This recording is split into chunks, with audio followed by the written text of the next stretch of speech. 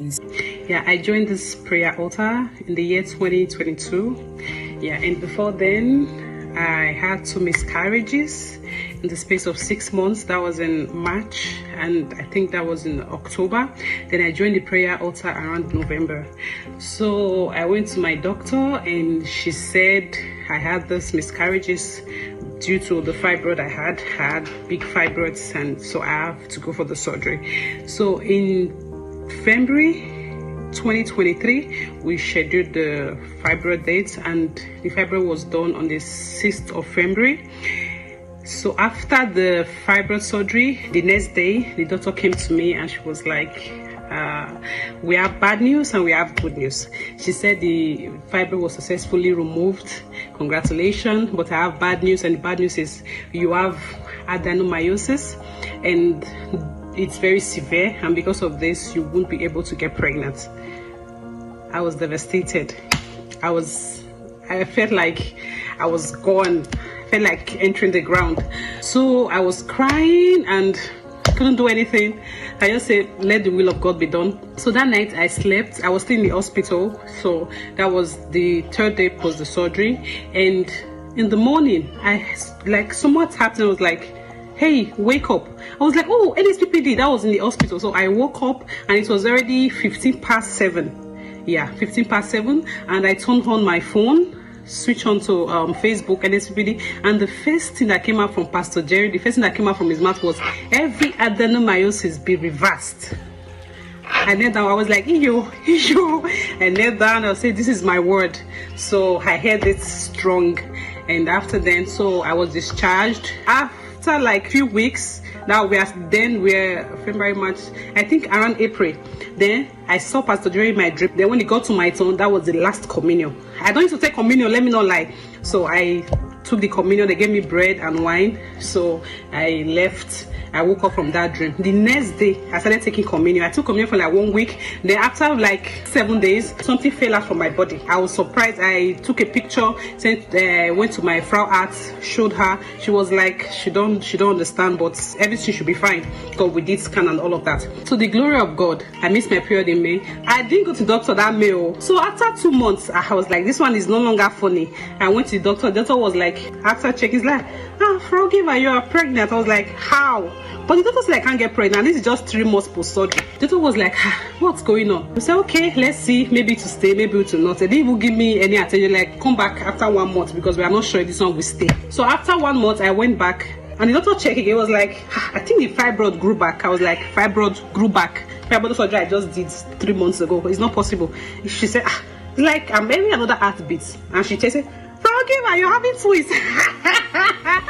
So she said, twins, 2 heartbeats. I was so excited. 1 month, 2 months, 3 months, 4 months, 5 months, 6 months, 7 months, 8 months, 9 months, and my baby came with no complication, nothing. Everything was fine, as if I never did any fibroid operation. Everything just went well. I just come to give out all the glory. God is faithful, and thank you, Pastor Jerry, for this prayer altar. Thank you so much. And these are my beautiful twins. What God cannot do does not exist. We dey pray, they show.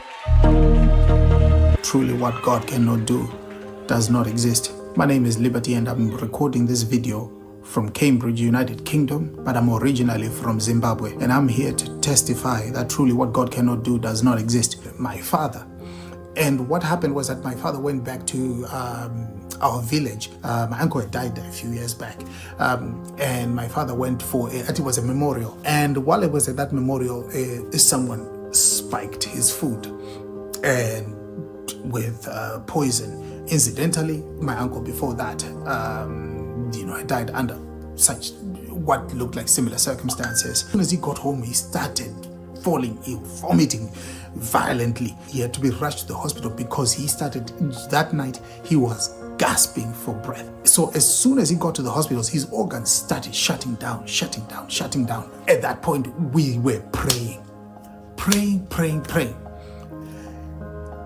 Only after about 4 days did my father start recovering, and all the organs started coming back, everything one by one, and he made a full recovery. That at the time that my father went for his review, the doctor was looking at the report And then he looked at my father and said, how is the person whose report I'm reading sitting in front of me, making jokes, alive and well? Again, after that, there was one time he felt some serious pains, really, really serious pains in his prostate area. And again, they went, did a scan, saw a massive prostate. His prostate had enlarged very, very, very majorly. Again, we brought it to the altar of fire, keyed into every prostate cancer reversal. And right after that, the prostate back to normal. The organs in my father that had shut down, back to normal. I got a message from home. This was on our family WhatsApp group that my mother was not feeling well. And attached to that WhatsApp message, you know, it's the message that nobody wants to receive. I saw some CT scans of her head, and there was a clearly defined growth with measurements, complete with measurements, and the doctor's report that was indicating a growth on her brain stem. You know, and the words that were used were glioma, brainstem glioma. So I had no other choice but to bring it to God himself. Because when you go on the internet and you Google these things, what you read there, you wish you hadn't opened the internet. We fasted and prayed. On the 29th of January, around 52 minutes and 30 seconds, I heard you say, brainstem glioma. Brainstem glioma. Brainstem glioma. If you are the one, put it on the live stream. Brainstem glioma.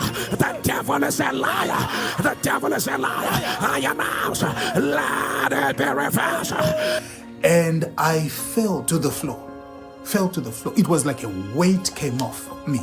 And when my mother went for another review, the doctor seemed surprised because she was looking at the report.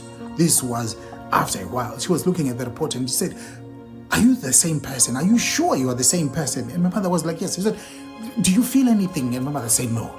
He said, are you feeling dizzy? Are you feeling headaches? My mother said, no. He said, but this report, it was inconsistent with what she was seeing on the report. And my mother said, I'm absolutely fine. There was another report that came that said, my mother there is nothing they could see in there. Of course, you know, they just said whatever that was in the CT scan, they couldn't find it. They couldn't find it and they could not explain it. No medical intervention in both my father and my mother's case. I still have both my parents. They're alive, they are well. And I'm here to glorify God. That truly what God cannot do does not exist. And Nsppd, you cannot be quiet.